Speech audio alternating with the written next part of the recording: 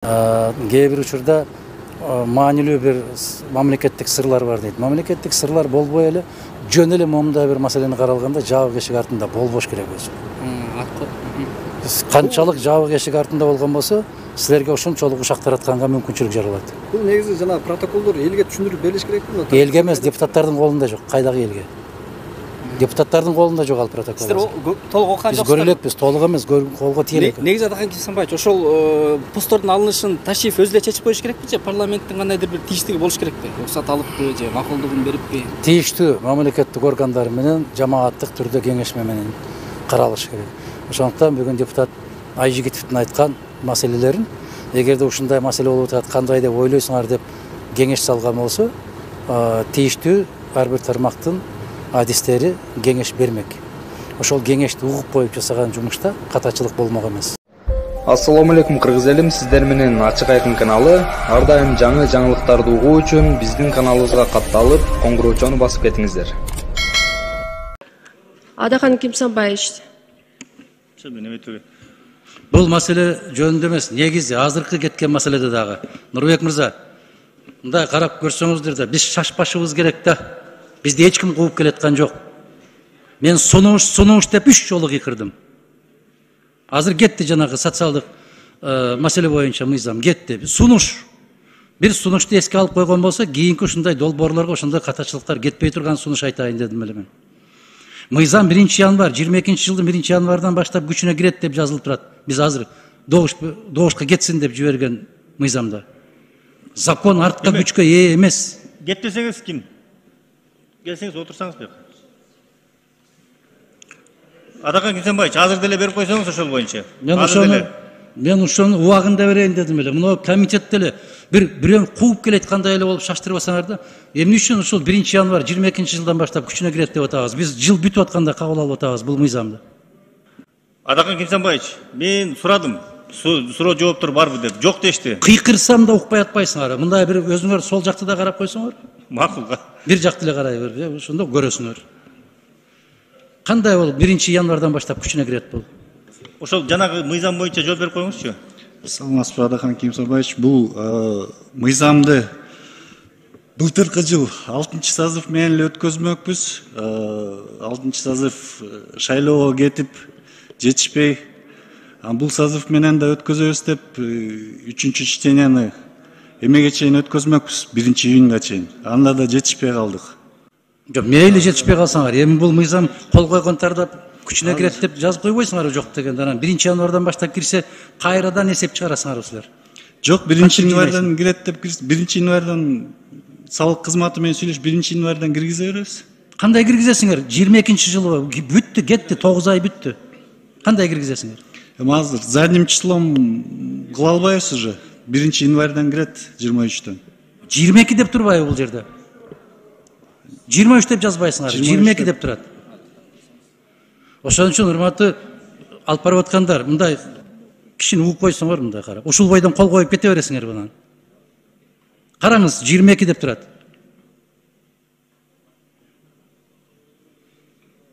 Комитеттин төрагасы да оңдогон жок. Комитеттин мүчөлөрү да оңдогон жок. Анан кандай болуп биз 9 ай артка кетип иштейби бул мыйзам? Ошон үчүн шаштырбагыла айланайын, кесиптештер. Алешемдиктер өтө көп мыйзамдарда. Кандай дейсиз, кантип оңдойбуз муну?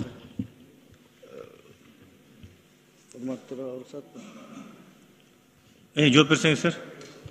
Адакан Кимсанбаевич, биякта мыйзам долбоорунун нормалары өзүңүзгө белгилүү деген налоговый кодекс 1-январдан күчүнө кирген. Бул жагынан бул норманы туура эле деп эсептейбиз, себеби бул на ухудшение кетпей эле мыйзам долбоору, наоборот, биздин бизнестерге ыңгайлаштырып, жеңилдетүүгө ставкаларын азайтып атабыз да. Азыр канча пайыздан алып атасыңар ишкерлерден? Азыр 17,25%, эгерде 15 кызматкер көрсөтсө 4%га чейин чыгат. Бул жерде 8% деп атасыңар, туурабы? Жок, 8% деген жок ал жерде. 17%дан 15 кызматкер көрсөтсө 17%дан 4%га чейин чыгып атабыз. Силер азыр канчадан жыйнап атасыңар? Эмеден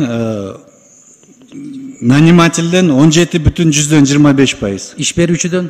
Иш берүүчүдөн эмеден кызматкерден 10%. 27,25 жалпысы. 8 деп турат. Дагы бир жолу караңыз. Долбоорду караңыз. Бул биринчиден. Экинчиден ушул мыйзам 1 январь 22 жылдан күчүнө кирет деп турат. Караңыз, мага карабаңыз, тетиги долбоорду караңыз. Мыйзам азыр кабыл алынса, бирок 1 январь 23төн кирет да. Бирок 22 деп атпайсыңарбы силер? Мыйзамда 22 жыл деп жазып атасыңар. Түшүнүп атасыңарбы? Кыргызча түшүнөсүңөрбү? Түшүнөм. 3 жолу берип атам, 3 жолу айтасыз. Я согласен с 23 года, но вы-то пишете с 1 января 2022 года. Тактап коесуз аны. Кош бергиле. Кандай тактайсыңар? Жактырып кетти. 3-чү окууда комитеттин жактыруусунан өтүп, добуш берүүгө кетти. Ал жерге келгенде бир сунуш айтып коюн десе, эч ким уруксат бербейт. Жөн эле добуш бер, бас деп кыйнайт бул жерде. Азыр оңдоп койгула деп атам, редакционный. Тактап туруп өзгөртүп коесуз. Тактабаңыз, караңыз редакцияда 22 деп турабы? 22 деп турабы? Караңыз. Ооба, 22 деп турат. Мына урматтуу кесиптештер, түшүндүңүздөрбү? Кантип биз добуш бердик ушуга? Кантип добушка жиберип беребиз? Комитетке дагы, биздин жогорку кеңешке дагы абийир алып келбейт мындай катачылыктар. Экинчи микрофон, процедура. Урматтуу төрага, урматтуу депутаттар, азыр мыйзамды кайра кайтып келүүнчө мен сунуш кылып атам. Азыркы биз жиберген 3-чү окууга. Кайра кайтып келген жокпуз, Адахан Кимсанбаевич сунушум бар деди, ошо. Жок, ошол эми биз голосовать макул болуп жиберип койдук да, ошону оңдошубуз керек. Кандай оңдойбуз? Адахан Кимсанбаевич айтып аткан нерсени. Укукчулар жобуну айтпайсыңар, жолу кандай болот муну? Жибербейдик 3-чү окуудан голосованияга. Азыр кандай кылабыз Адахан Кимсанбаевичтин сунушун? Юр отдел айтып берсин, ошону менен баралы да. Эртең ката кетип калса анан кайра кайтарып отурабызбы? Рахмат. Адахан Кимсанбаевич, сиз сунушуңузду айтыңыз, şimdi кайра кайтарып алалыбы? 5-чи микрофон. Кош бергиле. Бүтүн Кыргызстан Мадумаров. Урматтуу кесиптештер. Мына демилгечилер өздөрү айтып атат, туура эмес болуп калды деп атат. Моюнга алып атат. Моюнга алгандан кийин биз добуш берүүгө кеттик деп 3-чү окуудан деп комитет дагы ушуну карабады. Биз чакчелекеге түшүрөбүз да, редакциялык тарабынан алып келгендечи, мына жетекчиси да айтып атат, 23төн баштап күчүнө кириш керек, а биз 22ден баштап деп жазылып турат ал жерде.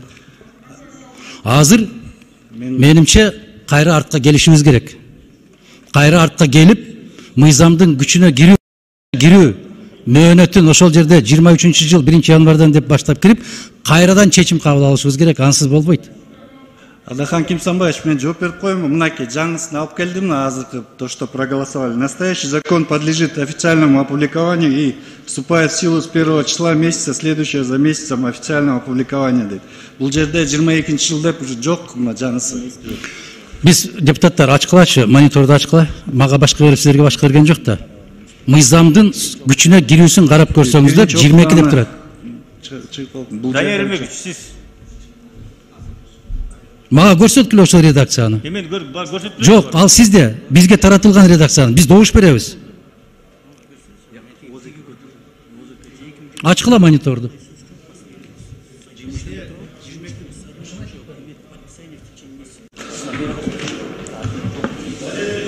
Урматтуу депутаттар. Адахан Кимсанбаевич, бул эме 1-чи окууда экен, сиз ошону караган окшойсуз. Сизге барып көрсөтөт. 2-3 окууда, 2-3 окууда Урматтуу депутаттар, могул жерде 22 ме 23 жылда с момента подписания вступает в силу деп турат.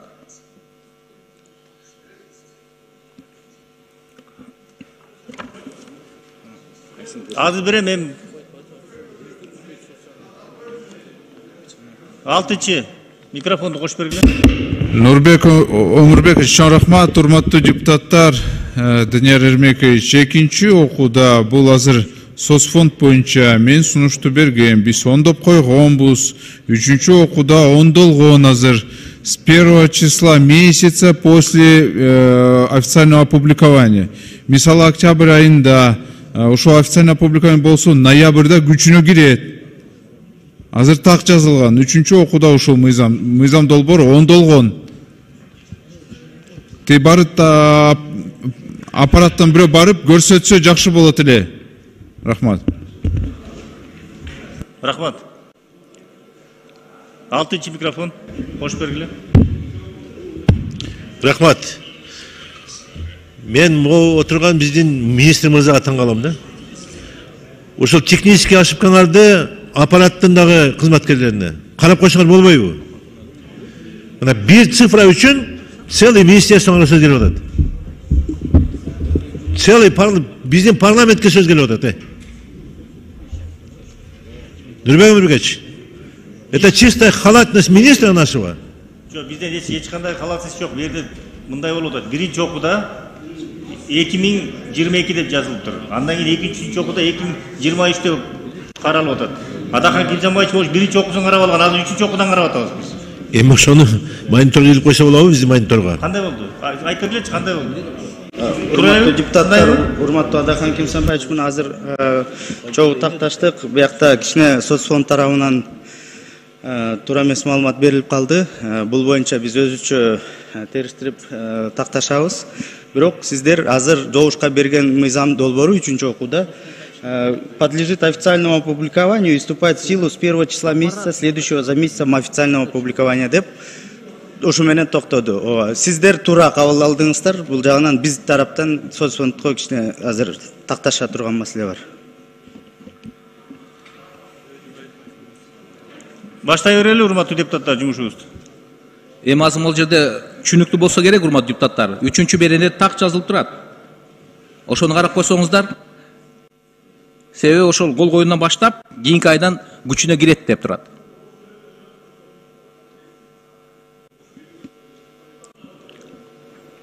Урматтуу депутаттар, анда тактап алдык, бул добуш берүүгө кетти да, жөнөтүлдү.